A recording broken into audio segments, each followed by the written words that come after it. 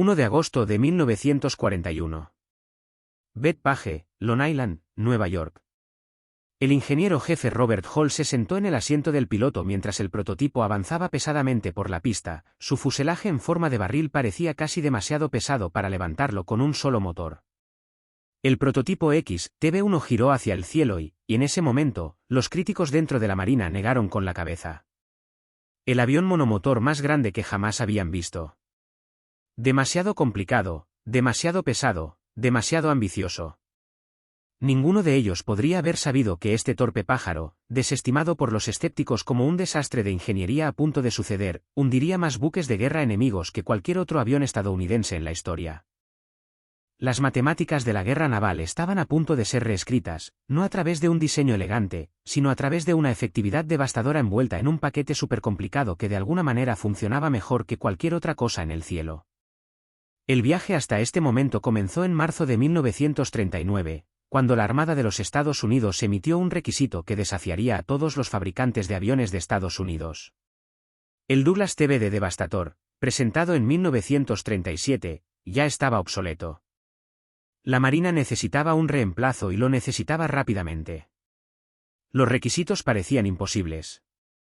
Una velocidad máxima de 300 millas por hora, un alcance de 1000 millas, una tripulación de 3 personas, todas las municiones transportadas internamente en un compartimiento de bombas, protección blindada para la tripulación, tanques de combustible autosellantes y, lo más ambicioso, una torreta dorsal accionada eléctricamente, una característica que había derrotado todos los intentos anteriores.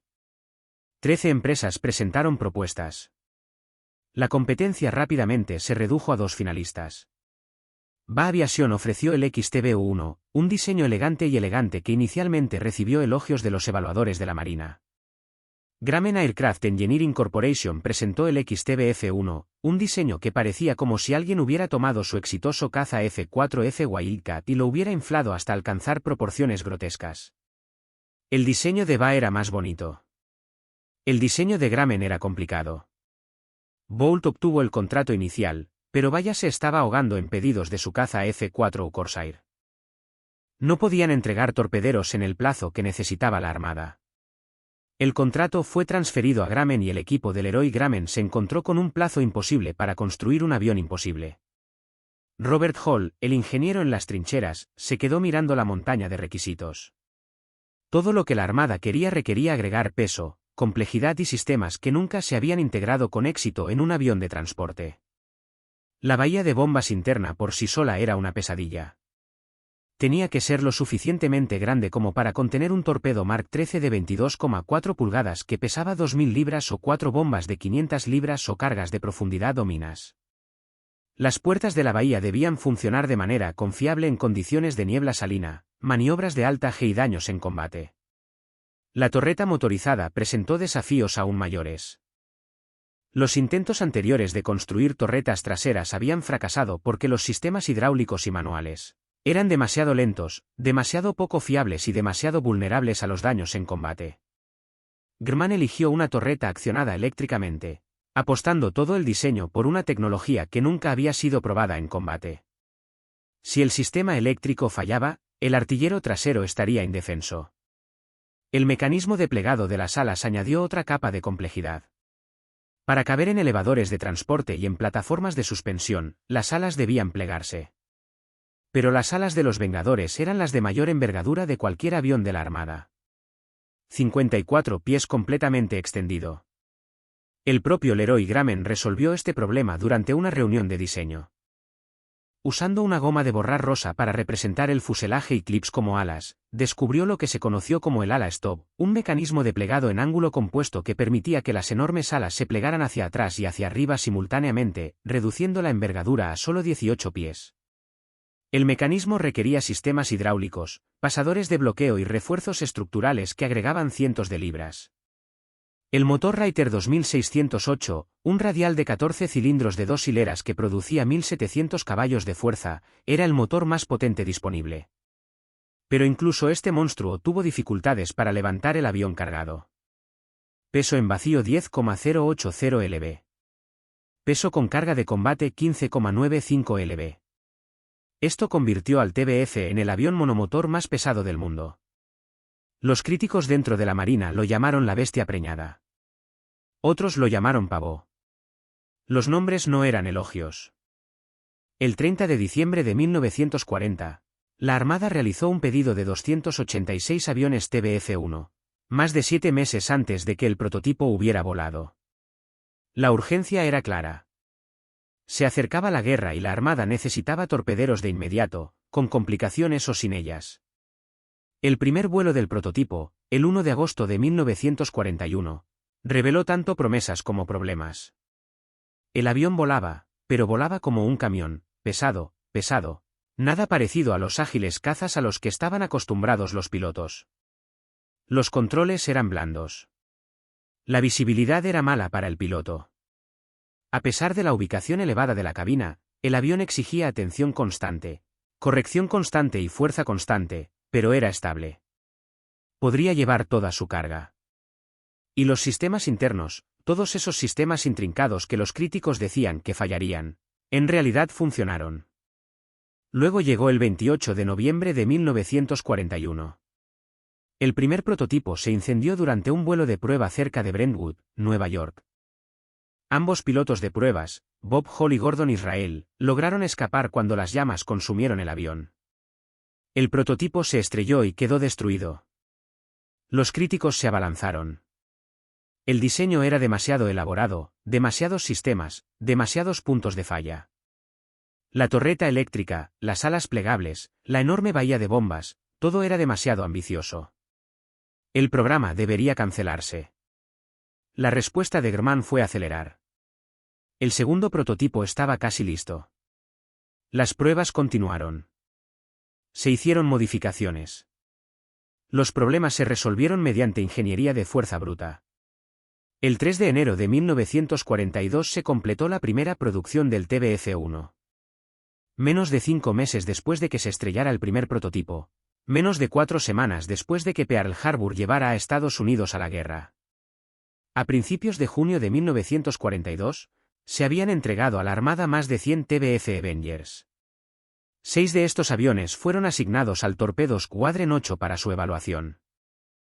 Los devastadores del escuadrón ya se habían desplegado a bordo del portaaviones Hornet. Los 6 Vengadores llegaron a Pearl Harbor pocas horas después de que los portaaviones partieran para una batalla crucial cerca de un pequeño atol llamado Midway. Se convocó a voluntarios. 6 tripulaciones levantaron la mano. Muchos nunca habían perdido de vista la Tierra. Los 6 aviones llegaron a Midway Island. 4 de junio de 1942, 7:10. 6 nuevos TBF Avengers despegaron del campo Henderson de Midway Islands, como parte de la primera ola de ataques contra la flota de portaaviones japonesa.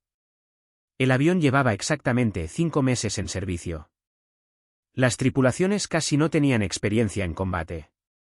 Volaban el bombardero torpedero más complicado jamás construido en las fauces de la fuerza de portaaviones más experimentada del mundo. La patrulla aérea de combate japonesa cayó sobre ellos como lobos. Los cazas Mitsubishi A6M0 pilotados por veteranos de Pearl Harbor, China y las Indias Orientales holandesas destrozaron a los pesados Vengadores.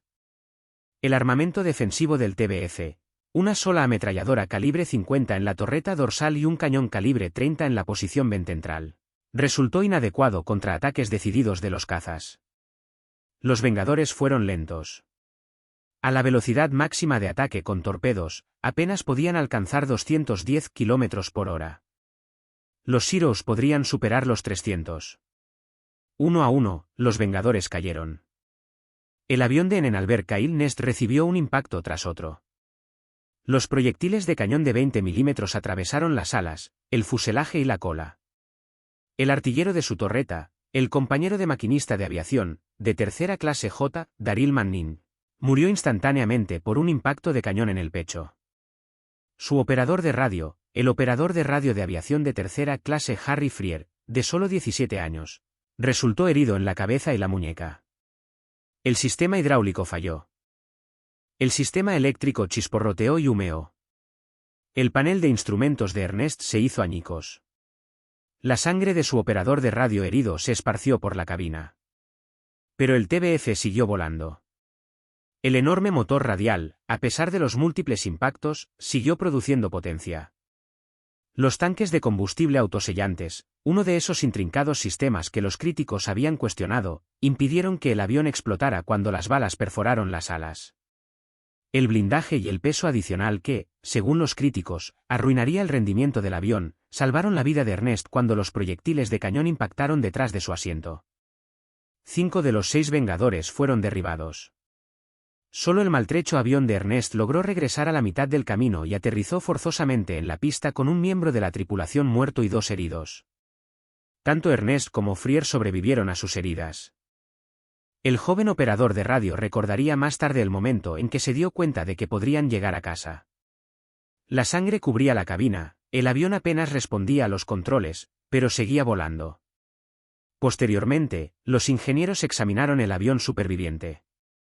Había sido alcanzado por al menos 9 proyectiles de cañón de 20 milímetros y 64 proyectiles de 7 balas de ametralladora de 7 milímetros. Casi todos los sistemas importantes habían resultado dañados o destruidos. La batalla de Midway fue aclamada como una gran victoria estadounidense. Los japoneses perdieron 4 portaaviones. Los bombarderos en picado estadounidenses recibieron la gloria. Los torpederos, tanto los viejos Devastators como los nuevos Vengadores, sufrieron pérdidas catastróficas. Pero el sacrificio del escuadrón de torpedos 8 se volvería legendario. De los 15 Devastators que se lanzaron desde Hornet, ninguno regresó. 29 hombres murieron. Solo sobrevivió en George Gay. Flotando en el océano, observando la batalla que se desarrolla sobre él. Los 6 Vengadores de Midway perdieron 5 aviones y 9 hombres murieron. De todo el escuadrón, solo 3 hombres sobrevivieron a la batalla. Ensign Serio recibiría la Cruz Naval por sus acciones en Midway, la primera de 3 que ganaría durante la guerra. 83% de bajas para los Vengadores en Midway. Los críticos renovaron sus llamados a cancelar el programa. El avión era demasiado vulnerable y demasiado elaborado. Las pérdidas demostraron que fue un fracaso. Pero los agentes de inteligencia que estudiaron el avión averiado llegaron a una conclusión diferente. El TBFD en Ernest había absorbido suficiente daño como para destruir 10 aviones normales. Sin embargo, había regresado a casa con 2 supervivientes. La torreta eléctrica, a pesar del daño catastrófico, había seguido funcionar hasta que el artillero de la torreta fuera asesinado. Las puertas de Bombay habían funcionado correctamente bajo el fuego. El mecanismo del ala plegable no había fallado a pesar de los múltiples golpes en la estructura del ala. El motor derecho había funcionado durante 2 horas después de haber sido golpeado varias veces. El avión no era demasiado elaborado. Fue demasiado duro. Cada sistema complejo, cada redundancia, cada respaldo había sido diseñado en el TBF exactamente para este escenario, sufriendo daños y continuando luchando. El sofisticado y sobrediseñado Avenger había traído a su tripulación a casa cuando ningún otro avión podría haber sobrevivido. La producción se aceleró. En agosto de 1942, decenas de Vengadores estaban llegando a los escuadrones de la flota. Torpedos Squadron 8 reformado con nuevos pilotos y nuevos aviones. Continuarían obteniendo 2 menciones de unidad presidencial, convirtiéndose en uno de los escuadrones más condecorados en la historia de la aviación naval. Ensign Ernest se reincorporó al escuadrón y luchó en el Canal de Guadal, obteniendo su segunda Cruz Naval. La Batalla de las Salomón Orientales el 24 de agosto de 1942 supuso la primera prueba real de las tácticas de los Avenger con tripulaciones experimentadas. 28 TBF de los portaaviones Saratoga y Enterprise atacaron a la flota japonesa. 13 Vengadores del VT-8 de Saratoga y 15 de Enterprise VT-3 coordinaron su enfoque. Hundieron el portaaviones ligero Ryuho con múltiples impactos de torpedos. Se perdieron 7 Vengadores, pero los supervivientes aprendieron lecciones cruciales. El avión podría absorber daños tremendos. La torreta eléctrica podría atacar a varios cazas simultáneamente. La bahía de bombas interna permitió cambios rápidos en las ordenanzas. El largo alcance permitió ataques mucho más allá de lo que podían alcanzar los torpederos anteriores. En noviembre de 1942 se produjo la batalla naval del Canal de Guadal. Los Marine Corps y Navy Avengers desempeñaron un papel clave en el hundimiento del acorazado japonés Ai, Un gigante de 37.000 toneladas que había quedado lisiado en combates nocturnos. Los Vengadores lanzaron torpedos al gigante a la deriva, demostrando que el complicado avión podía matar a las naves capitales. Pero la transformación más notable se produjo en el Océano Atlántico, lejos de los titulares del Pacífico. Los U-Boot alemanes estaban ganando la guerra del tonelaje, hundiendo barcos mercantes aliados más rápido de lo que podían ser reemplazados. La introducción de pequeños portaaviones de escolta proporcionó cobertura aérea a los convoys, pero los aviones existentes eran inadecuados para la guerra antisubmarina. El Avenger, con su gran compartimento para bombas, su largo alcance y su capacidad para transportar radar, resultó perfecto para el papel. La variante TBF-1D equipada con un radar de búsqueda de superficie ASB podría detectar U-Boot en la superficie por la noche o con mal tiempo. La Gran Bahía de Bombas podría transportar cargas de profundidad, bombas, torpedos acústicos y el torpedo ultrasecreto Mark 24 Pomin. Los Vengadores que operaban desde vehículos de escolta comenzaron a acechar a U-Boot con una efectividad devastadora. El avión que había sido diseñado para hundir acorazados ahora cazaba submarinos. Las tácticas eran elegantes en su simplicidad. Los Vengadores equipados con radar patrullarían delante de los convoys en busca de U-Boats que emergieran. Cuando se establecía contacto, el Avenger atacaba con cargas de profundidad y cohetes, lo que obligaba al submarino a sumergirse. Una vez sumergido, la velocidad del U-Boot cayó de 18 nudos a 8 nudos. El Avenger daría vueltas sobre sus cabezas, dejando caer al sonaboys para rastrear el submarino sumergido mientras solicitaba escoltas de destructores, para matarlo. Si el submarino intentara salir a la superficie y huir, el Avenger estaría esperando con más cargas de profundidad. Si el submarino permanecía sumergido, llegarían los destructores. Desde mayo de 1943 hasta mayo de 1945, los Vengadores que volaban desde portaaviones de escolta estadounidenses hundieron o ayudaron a hundir 35 U-Boot en el Atlántico. Los Vengadores británicos, que la Royal Navy designó Tarpon y más tarde Avenger, se sumaron a la cuenta. El total de muertes de submarinos alcanzó aproximadamente 30 si se cuentan las operaciones en el Pacífico contra submarinos japoneses. Ningún otro avión se acercó a este récord. Los sofisticados sistemas de radar, la gran bahía interna que podía transportar múltiples tipos de armas, la larga resistencia que permitía patrullas de 8 horas, todo ello se combinó para crear el asesino de submarinos más eficaz de la guerra. El año 1944 llevó al Avenger a su máxima eficacia.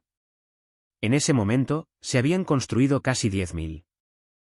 La división de aeronaves del este de General Motors se había hecho cargo de la mayor parte de la producción, produciendo 7.546 TB fallidos, mientras que Grumman construyó 2.290 TBFS. La transición había sido notable. Cuando Grumman necesitó concentrarse en producir el nuevo caza F-6F Hellcat, entregó un TBF de demostración a General Motors sostenido completamente con tornillos de chapa de metal. Este PK Avenger, que lleva el nombre del fabricante de tornillos Parker Callon, permitió a los ingenieros de GM desmontar el avión pieza por pieza y rediseñarlo para una producción en masa al estilo de un automóvil. Leroy Grumman había dudado que GM pudiera construir siquiera un Avenger. En cambio, GM produjo más del triple que el propio Grumman. La variante TBM-3 con un motor R26020 más potente que producía 1.900 caballos de fuerza comenzó a llegar a los escuadrones a mediados de 1944. La potencia adicional ayudó a compensar el peso del nuevo equipo de radar, brazo adicional y mayor capacidad de combustible. La batalla del Mar de Filipinas en junio de 1944 mostró todo lo que el Avenger podía hacer. El enfrentamiento, más tarde llamado el Gran Disparo al Pavó de Mariana, diezmó la aviación de portaaviones japonesa. Los cazas estadounidenses derribaron más de 250 aviones japoneses en un solo día. Pero la verdadera prueba llegó después. El almirante Mark Mitchell se enteró de que la flota de portaaviones japonesa se estaba retirando a una distancia extrema. Más de 200 Vengadores participaron en la misión más allá de la oscuridad. La apuesta desesperada de Mitchell por atrapar al enemigo que huye. El ataque se lanzó a última hora de la tarde, sabiendo que muchos aviones regresarían en la oscuridad. Los Vengadores del portaaviones Belleau Wood hundieron el portaaviones ligero Howe, golpeando el barco japonés con torpedos en un clima deteriorado y con una luz tenue. 247 marineros japoneses murieron cuando el Yo volcó. Muchos Vengadores se quedaron sin combustible en el vuelo de regreso, amerizando en el océano o estrellándose en las cubiertas de los portaaviones en completa oscuridad. Miche ordenó a todos los barcos de la flota que encendieran las luces, rompiendo todos los protocolos de apagón para guiar el avión a casa.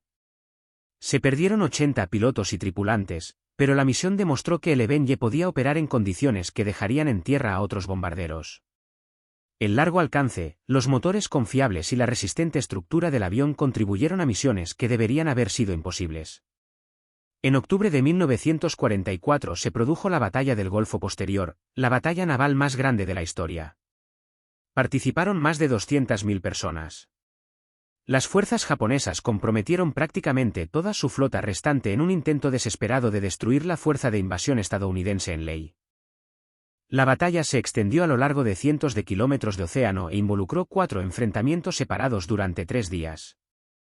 Aproximadamente 400 Vengadores participaron en todas las fases de la batalla. El enfrentamiento en Samar se convirtió en uno de los enfrentamientos más dramáticos de la historia naval. 6 portaaviones de escolta, 3 destructores y 4 destructores. Las escoltas se enfrentaron a 4 acorazados japoneses, 6 cruceros pesados, 2 cruceros ligeros y 11 destructores. Los portaaviones de escolta designados Taffy 3 llevaban Vengadores y Wildcats diseñados para apoyo terrestre, no para combate con flotas. Cuando la fuerza central del almirante Teo Carita apareció en el horizonte al amanecer del 25 de octubre, los estadounidenses estaban superados en número y armamento. Catastróficamente. El teniente comandante Edward Huxtable, comandante del Escuadrón Compuesto 10 de la Bahía de Gambia, dirigió a sus Vengadores en continuos ataques contra los enormes barcos japoneses. Los Vengadores no tenían bombas perforantes. Muchos no tenían torpedos, ya que habían sido cargados para misiones de apoyo terrestre. Atacaron de todos modos, haciendo repetidas corridas con cualquier ordenanza que llevaran. Algunos pilotos hicieron ensayos sin armas, tratando de distraer a los artilleros japoneses y ganar tiempo para que los portaaviones escaparan. Los pequeños destructores cargaron contra los acorazados japoneses en ataques suicidas con torpedos. Los Vengadores se coordinaron con ellos, atacando desde múltiples direcciones simultáneamente.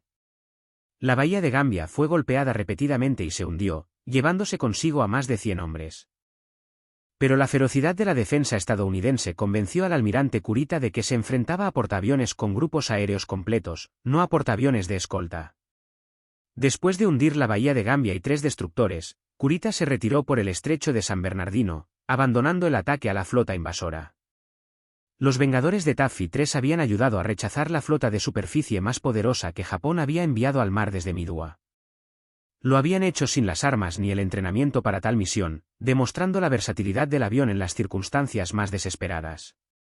El 24 de octubre de 1944, el día antes del compromiso de verano, oleadas de aviones estadounidenses atacaron el superacorazado Musashi mientras intentaba transitar por el mar de Sibuan. El Musashi fue el acorazado más grande jamás construido, desplazando más de 72.000 toneladas, armado con 9 cañones de 18 pulgadas protegidos por un blindaje de hasta 16 pulgadas de espesor. Los diseñadores japoneses habían declarado que el barco era insumergible. El ataque comenzó a las 10:27 de la mañana. 259 aviones lanzados en 6 oleadas desde 4 portaaviones estadounidenses convergieron en el enorme barco. Los Vengadores lograron impactos de torpedos desde múltiples direcciones. El número exacto sigue siendo objeto de controversia, con estimaciones que oscilan entre 10 y 19 torpedos que alcanzaron su objetivo. 10 impactos a babor y 9 a estribor representan una cifra comúnmente citada, aunque fuentes japonesas informan 11 en total. Cada torpedo llevaba 600 libras de explosivo Torpex, mucho más potente que el TNT estándar. Los bombarderos en picado Curtiss SB-2 Sea Helda Iber agregaron 17 impactos de bombas. Poco después de las 7:30 de la tarde, el Musashi zozobró y se hundió, llevándose consigo a 1023 tripulantes. El acorazado más grande jamás construido había sido destruido por un avión y los Vengadores habían asestado golpes críticos. 5 meses después, el 7 de abril de 1945, el barco gemelo del Musashi, el Yamato, realizó su última salida. La Operación 10 Go fue una misión suicida, que envió al superacorazado en un viaje de ida a Okinawa con solo suficiente combustible para el viaje de ida. Los submarinos estadounidenses detectaron el grupo de trabajo e informaron de su posición. El almirante Mitchell lanzó todo lo que H anunció. 386 aviones, incluidos casi 150 Vengadores, invadieron la fuerza japonesa. El ataque comenzó a las 12:37 de la tarde. La primera oleada de Vengadores atacó desde babor, abrumando las defensas antiaéreas del Yamato. La segunda ola atacó por estribor. La tercera ola encontró que el barco se inclinaba fuertemente, pero todavía a flote. Los impactos de torpedos continuaron. Fuentes estadounidenses informan de al menos 11 impactos de torpedos, aunque el recuento exacto de los diferentes tipos de aviones sigue siendo incierto. El enorme blindaje del Yamato, diseñado para derrotar los proyectiles de los acorazados, no pudo evitar que los torpedos impactaran por debajo de la línea de flotación. Los compartimentos internos se inundaron. La lista aumentó. A las 2:23 de la tarde, 2 horas y 46 minutos después del primer ataque, el Yamato explotó en una nube en forma de hongo visible a 60 metros. Las bajas ascendieron a entre 2.500 y 3.100 miembros de la tripulación de un grupo de, aproximadamente 3.000. La era del acorazado murió con ella. Los Vengadores habían matado a los 2 superacorazados clase Yamato. También habían hundido o ayudado a hundir 12 portaaviones, 4 acorazados adicionales, 19 cruceros, 25 destructores y aproximadamente 30 submarinos. El tonelaje total superó el 1.000.000 de toneladas de barcos enemigos. Ningún otro tipo de avión se acercó a este récord. El intrincado bombardero torpedero que los críticos habían descartado en 1941 se había convertido en el asesino de barcos más eficaz de la historia, pero la gran mayoría de las misiones del Avenger no fueron ataques dramáticos con torpedos. A finales de 1944, los barcos de superficie japoneses rara vez se aventuraban desde el puerto. El torpedo Mark XIII, a pesar de las mejoras de finales de la guerra, siguió siendo problemático y requirió ataques lentos y directos que expusieron a los aviones a un intenso fuego antiaéreo. Los Vengadores recurrieron cada vez más a los bombardeos convencionales, los bombardeos saltados y los ataques con cohetes. La gran bahía interna que podría transportar un solo torpedo de 2.000 libras también podría transportar 2.000 libras de bombas, cohetes o combinaciones de armas.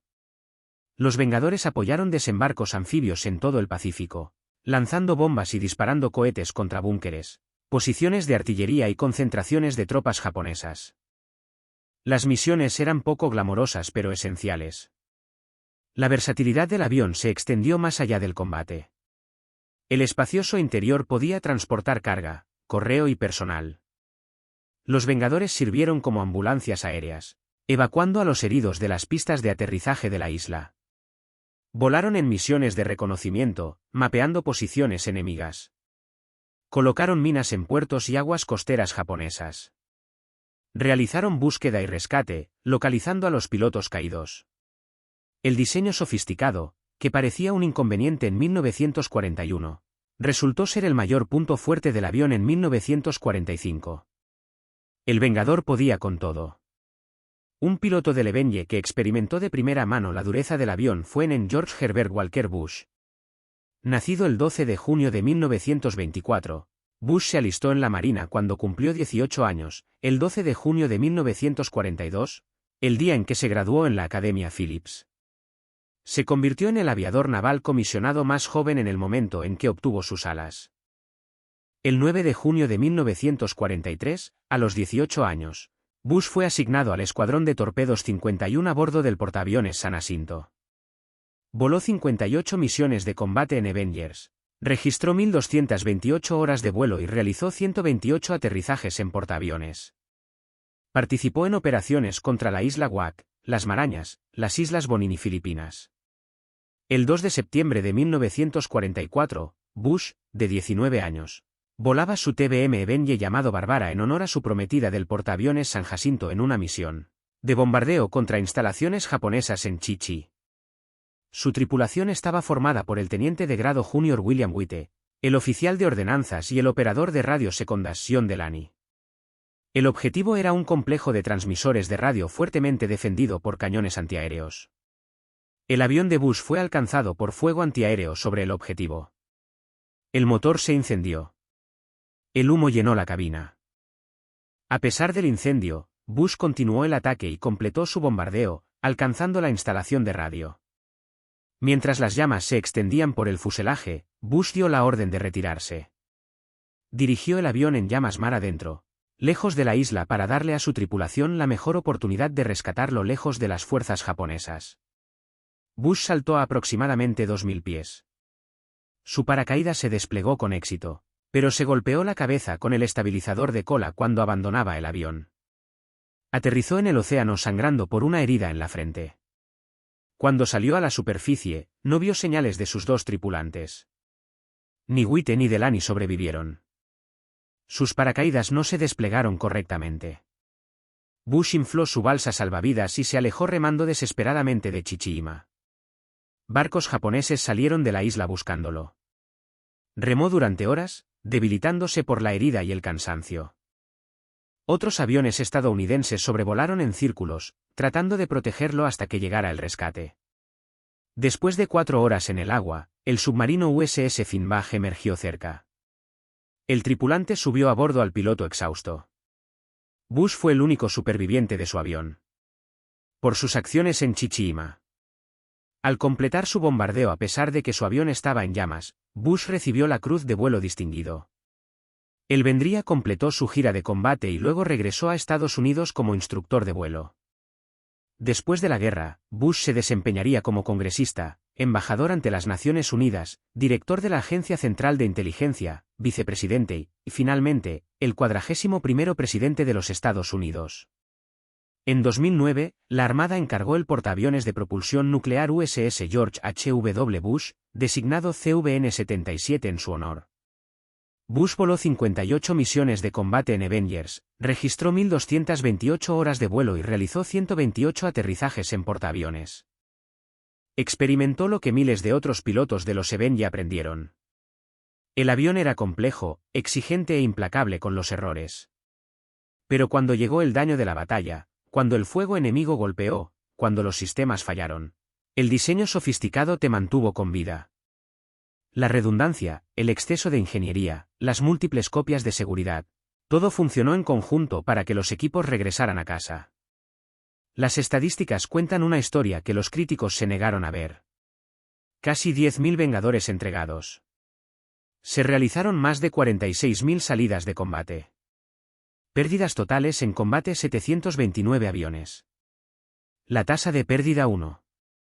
El 58% por salida estuvo entre los más bajos de cualquier avión de combate en la guerra. Los incendios de aviones antiaéreos causaron 422 pérdidas.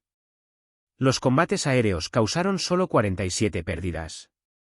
Los accidentes operativos, en su mayoría percances de aterrizaje en las cubiertas de los portaaviones, representaron 260.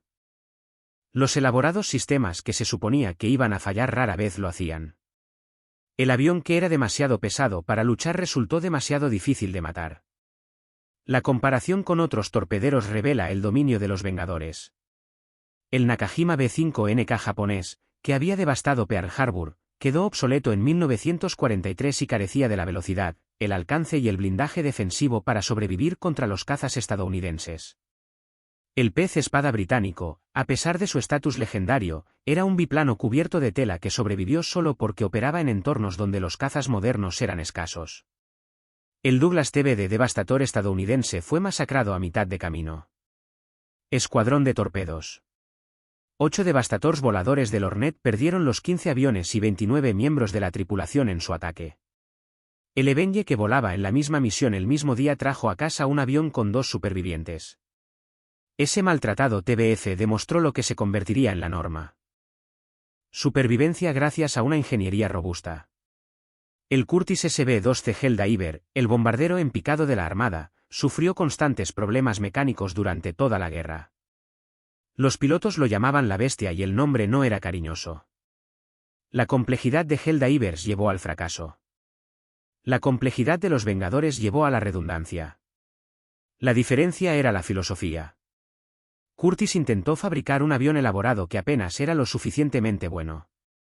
Grumman fabricó un elaborado avión que era mucho mejor de lo necesario y luego lo hizo aún más resistente. El análisis de posguerra reveló la verdad más profunda. de Benje tuvo éxito no a pesar de su complejidad, sino gracias a ella. Cada sistema intrincado sirvió para múltiples propósitos. La gran bahía de bombas que añadió peso y complejidad permitió al avión transportar torpedos, bombas, cargas de profundidad, minas, equipos de radar, torpedos acústicos, cámaras de reconocimiento, combustible auxiliar, tanques y carga. Ningún otro avión tenía esta flexibilidad. La torreta eléctrica que, según los críticos, fallaría, demostró ser más confiable que los sistemas hidráulicos y permitió un seguimiento más rápido de los combatientes atacantes. El mecanismo de plegado Stowing que agregó peso y piezas permitió que el avión grande cupiera en pequeños portaaviones de escolta, multiplicando la cantidad de barcos que podían operar a los Vengadores. El Stowing representó en sí mismo un triunfo de la ingeniería innovadora. Leroy Grumman concibió el diseño durante una reunión utilizando materiales sencillos y disponibles. Tomó una goma de borrar rosa para representar el fuselaje y le pegó clips a modo de alas. Al experimentar con diferentes ángulos, descubrió un punto de pivote compuesto que permitía que las alas se plegaran simultáneamente hacia arriba y hacia atrás. El mecanismo resultante, llamado Stowing, redujo la envergadura de 54,2 pulgadas a aproximadamente 18 pies cuando estaba plegada. Este ingenioso diseño permitió que el enorme Benje cupiera en los ascensores incluso de los transportistas de escolta más pequeños. El Stowing se convirtió en una característica distintiva de los aviones Grumman durante décadas, apareciendo en Hellcat, Bearcat, Cougar, finalmente, N2 Havgele. La robusta construcción que hizo que el avión fuera pesado salvó innumerables vidas. Los Vengadores absorbieron el daño que destruiría otros aviones y siguieron volando. Los pilotos informaron que regresaron a los portaaviones con las alas llenas de agujeros, los motores arrojando humo, el sistema hidráulico falló, los sistemas eléctricos en cortocircuito y el avión aún respondía a los controles. La estructura sobreconstruida, los sistemas redundantes, incluso el peso excesivo, todo ello contribuyó a que las tripulaciones regresaran a casa con vida. Al final de la guerra, el Benje había realizado más misiones de combate que cualquier otro torpedero de la Armada. Había hundido más barcos enemigos que cualquier otro tipo de avión estadounidense. Había destruido más submarinos que cualquier otro avión en la historia. Había desempeñado más funciones, más teatros y más condiciones que cualquier bombardero contemporáneo. El avión, descartado por ser demasiado complejo, había demostrado estar perfectamente diseñado para todo lo que exigía la guerra. El servicio de los Vengadores no terminó en 1945. Las variantes de posguerra continuaron volando con la Marina de los Estados Unidos hasta 1954, cuando finalmente aviones más nuevos los reemplazaron en el servicio de primera línea. La Marina Real canadiense operó los Vengadores hasta 1960, usándolos para la guerra antisubmarina en el Atlántico Norte. La variante canadiense AS-3 presentaba un brazo de detección de anomalías magnéticas que se extendía desde la parte trasera del fuselaje, electrónica sofisticada para rastrear submarinos soviéticos sumergidos y la resistencia para patrullar el gélido Atlántico Norte durante horas. El TBM-13 y sus derivados tuvieron una longevidad notable. Francia operó a los Vengadores desde los portaaviones Armanches en Indochina a principios de la década de 1950. La Fuerza de Autodefensa Marítima de Japón utilizó a los Vengadores para realizar patrullas antisubmarinas, hasta principios de la década de 1960. Los Países Bajos los operaron desde su portaaviones Carol Doorman. Brasil, Uruguay y otras naciones encontraron que la combinación de capacidad de carga útil, alcance y confiabilidad de los Avengers era perfecta para la patrulla marítima. El elaborado avión que supuestamente era difícil de mantener resultó notablemente fácil de seguir volando y muchas naciones lo prefirieron a diseños más nuevos supuestamente mejores. La variante TBM-3W fue pionera en alerta temprana aerotransportada con el enorme radar ANAPS-20 en un radio ventral.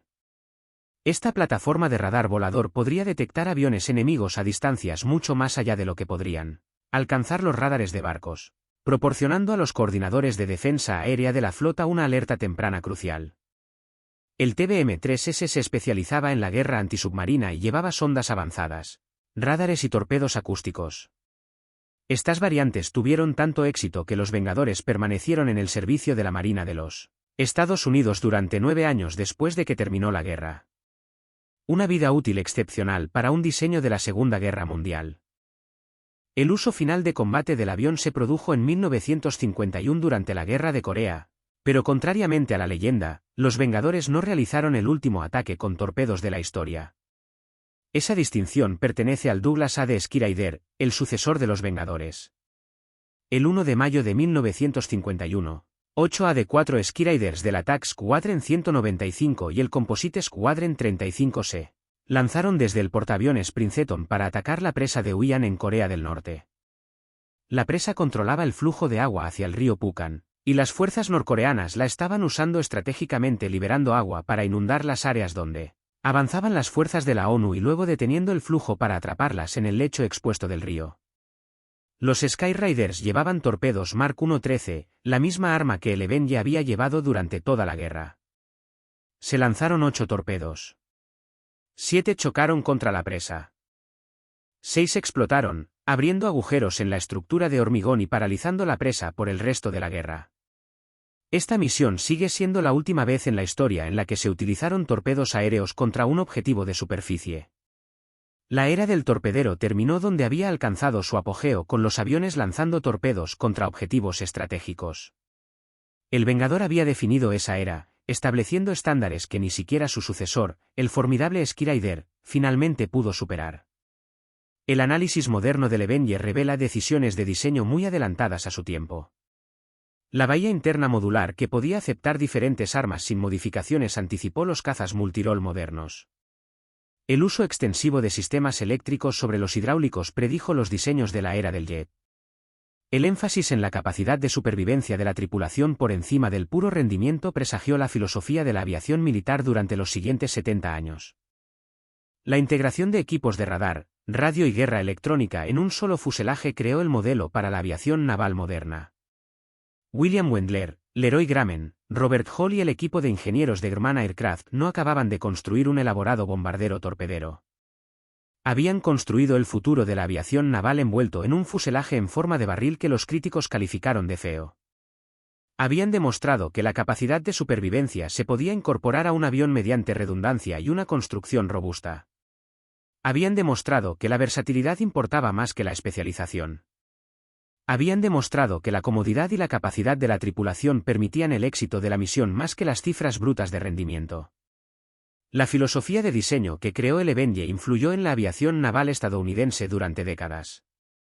El énfasis en traer a las tripulaciones a casa con vida se volvió central en el diseño de aviones de la Marina de los Estados Unidos. El enfoque en la capacidad de múltiples rollos dio forma a los requisitos futuros. La integración de sistemas electrónicos y de armas avanzados estableció patrones que continúan en la actualidad.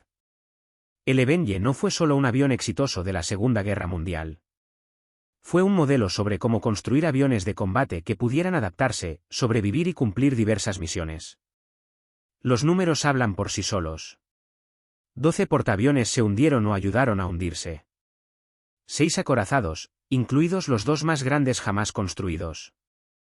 19 cruceros, 25 destructores, aproximadamente 30 submarinos, más de 500 buques mercantes, 1 millón de toneladas de barcos enemigos enviados al fondo, 729 aviones perdidos de casi 10.000 construidos, 46.000 salidas de combate, tasa de pérdidas del 1,58%, la tasa de muertes más alta de todos los tiempos. Aviones estadounidenses en la Segunda Guerra Mundial, midiendo los barcos hundidos por avión perdido. Los diseñadores que crearon este disco nunca tuvieron la intención de construir el avión más hermoso. Nunca intentaron construir el avión más simple. Construyeron el avión más eficaz y la eficacia requería sofisticación. Cada sistema, cada redundancia, cada copia de seguridad, cada gramo de peso extra contribuyó a la misión. Los críticos que solo vieron complicaciones no entendieron el propósito detrás de cada decisión. Este avión no fue elaborado por motivos de complejidad. Era sofisticado porque la guerra es impredecible y la supervivencia requiere preparación para cada contingencia. El logro de la producción en sí merece reconocimiento. Se construyeron 9.836 Vengadores en solo 3 años. En el pico de producción, las fábricas entregaban más de 200 aviones al mes. General Motors, una empresa que nunca había construido un solo avión antes de la guerra, se convirtió en el principal fabricante gracias a técnicas de producción innovadoras. La transformación de fábricas de automóviles en plantas de aviones, lograda en meses, demostró la capacidad industrial estadounidense en su apogeo. Los mismos trabajadores de la línea de montaje que habían construido Siebre-Las ahora construían torpederos, trabajando en 3 turnos para satisfacer las demandas de la Marina. La versatilidad operativa de los Vengadores resultó igualmente impresionante. Más allá de los famosos ataques con torpedos, los Vengadores volaron más misiones lanzando bombas convencionales que torpedos. Fueron pioneros en operaciones nocturnas utilizando radar para encontrar y atacar objetivos en completa oscuridad. Realizaron búsqueda y rescate en combate, salvando a cientos de pilotos caídos en el Pacífico. Sirvieron como ambulancias aerotransportadas, evacuando al personal gravemente herido de las batallas en las islas. Entregaron suministros a guarniciones aisladas. Fotografiaron instalaciones enemigas para análisis de inteligencia. Patrullaban rutas marítimas en busca de submarinos. Proporcionaron apoyo cercano a la infantería de marina. Ningún otro tipo de avión realizó con éxito misiones tan diversas. El costo humano de las operaciones del Avenger, aunque menor que el de otros tipos de torpederos, siguió siendo significativo. Aproximadamente 730 tripulaciones se perdieron en combate, lo que representa más de 2.000 vidas estadounidenses. Muchos más resultaron heridos. El avión podría devolver a las tripulaciones a casa sufriendo daños tremendos, pero no podría hacerlas invulnerables. La baja tasa de pérdidas significó que más tripulaciones sobrevivieron para completar sus recorridos. Más pilotos regresaron para formar nuevos aviadores. Se conservó y transmitió más experiencia. Las decisiones de ingeniería que priorizaron la supervivencia se tradujeron directamente en vidas salvadas. Los actos individuales de heroísmo de las tripulaciones de los Avenger llenan volúmenes de historia naval de sacerdotes. Más allá de los nombres famosos, miles de pilotos, bombarderos, operadores de radio y artilleros de torretas volaron hacia el fuego antiaéreo y los ataques de cazas para alcanzar sus objetivos. Volaron en misiones en medio de tifones, en la oscuridad, a distancias extremas y en condiciones imposibles. Presionaron ataques contra defensas abrumadoras. Se quedaron con los aviones averiados para llevar a los miembros de la tripulación heridos a casa en lugar de rescatarlos ellos mismos de forma segura. El Vengador les dio una oportunidad de luchar. Su coraje hizo el resto. El torpedero ya no está. Los misiles antibuque modernos logran en minutos lo que requería alas llenas de torpederos en 1944. Ninguna nación opera torpederos. La misión en sí ha quedado obsoleta debido a la tecnología, pero las lecciones del Avenger siguen siendo relevantes en todos los ámbitos de la ingeniería y el diseño. La ingeniería excesiva para la supervivencia salva vidas. La redundancia gana batallas. La sofisticación, cuando tiene un propósito y está bien ejecutada, crea capacidad. La versatilidad a menudo importa más que la especialización. La capacidad de absorber el daño y continuar funcionando determina la supervivencia. Estos principios se aplican mucho más allá de la aviación. El Avenger demostró que una construcción robusta cuesta menos que un reemplazo. ¿El peso adicional del blindaje? Los sistemas redundantes y la estructura sobreconstruida se compensaron muchas veces con aviones que sobrevivieron para volar de nuevo en tripulaciones que vivieron para luchar de nuevo. Al reducirse los requisitos de formación debido a que los pilotos experimentados seguían con vida, los contadores podrían haber preferido aviones más ligeros y baratos. El historial de combate demostró que estaban equivocados. La inversión en supervivencia produjo dividendos medidos en victorias obtenidas y vidas salvadas. El patito más feo puede convertirse en el cazador más mortífero. Y a veces el avión que todo el mundo considera demasiado elaborado es exactamente lo suficientemente sofisticado como para hacer lo que ningún otro puede hacer. El Vengador demostró esta verdad en el crisol más exigente imaginable. Combate contra un enemigo decidido que se había preparado para la guerra mientras Estados Unidos dormía. Los críticos de los aviones lograron lo que los diseños más elegantes no pudieron. Reescribió las reglas de la guerra naval. Estableció nuevos estándares para la capacidad de supervivencia de las aeronaves. Demostró capacidades que influyeron en la aviación militar durante generaciones. Hoy en día, los Vengadores supervivientes vuelan en espectáculos aéreos, recordando a las nuevas generaciones lo que hacen la industria y los aviadores estadounidenses. Terminado. Aproximadamente 60 Vengadores permanecen en diversas condiciones en todo el mundo. Varios se mantienen en condiciones de aeronavegabilidad por organizaciones y coleccionistas dedicados. Cuando un Avenger restaurado sobrevuela, su inconfundible silueta y el distintivo sonido del motor transportan a los observadores a una época en la que estos improbables guerreros dominaban los cielos del Pacífico. El Vengador que despegó de Beth Page en agosto de 1941, la bestia desgarbada que los críticos descartaron, demostró que todos estaban equivocados. No lo hizo por elegancia o sencillez. Lo hizo a través de una eficacia implacable, misión tras misión, año tras año, en cada papel que exigía la guerra. El sofisticado bombardero torpedero que debería haber fracasado reescribió las reglas de la aviación naval y hundió más barcos enemigos que cualquier otro avión en la historia. Al final, no fue lo suficientemente elaborado como para fracasar. Fue lo suficientemente sofisticado como para ganar. Y al ganar, trajo a casa a más tripulaciones con vida que cualquier otro torpedero jamás construido. Ese logro, más que el tonelaje hundido o las estrellas de batalla obtenidas, constituye la verdadera medida del éxito de los Vengadores. El avión cumplió su promesa. Los trajo a casa.